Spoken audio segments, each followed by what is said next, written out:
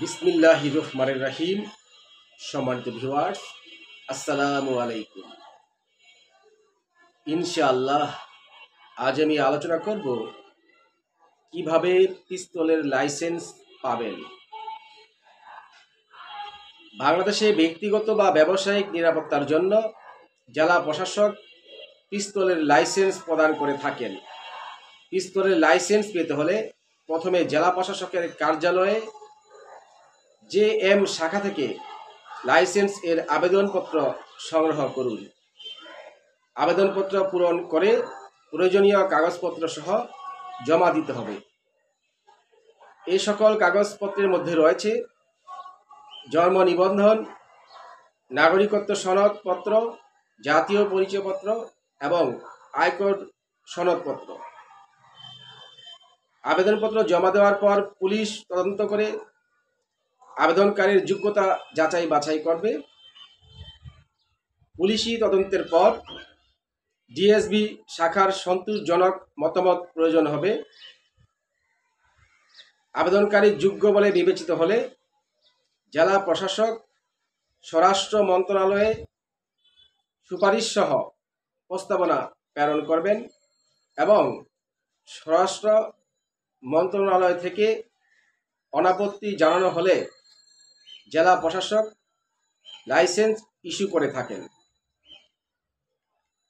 আরও মনে রাখতে হবে, 2016 সালের নীতিমালা অনুযায়ী পিস্তলের লাইসেন্স প্রাপ্তির জন্য আবেদনকারীকে বাংলাদেশের নাগরিক হতে হবে। তার বয়স 30 থেকে 70 বছর হতে হবে। ব্যক্তি শ্রেণীর আয়করদাতা হতে হবে। আবেদনের আগের 3 কর বছরে ধারাবাহিকভাবে 3 লক্ষ টাকা আয়কর দিতে হবে এবং পরিশোধিত আয়করের পরিমাণ উল্লেখ সহ NBR কর্তৃক ইস্যুকৃত প্রত্যয়নপত্র আবেদনপত্রের সঙ্গে দাখিল করতে হবে।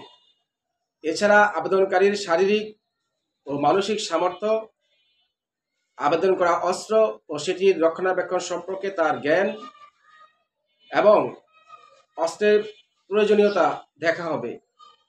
এই ধাপগুলো সম্পন্ন হওয়ার পরই একজন ব্যক্তি পিস্তল বহনের অনুমতি পেয়ে থাকেন।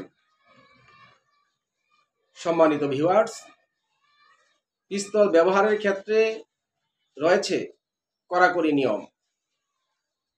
শুধুমাত্র আত্মরক্ষার উদ্দেশ্যে গুলি ব্যবহার করা যাবে।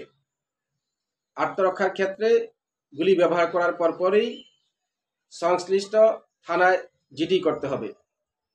এই নিয়মের ব্যত্যয় ঘটলে বাতিল হতে পারে পিস্তলের লাইসেন্স।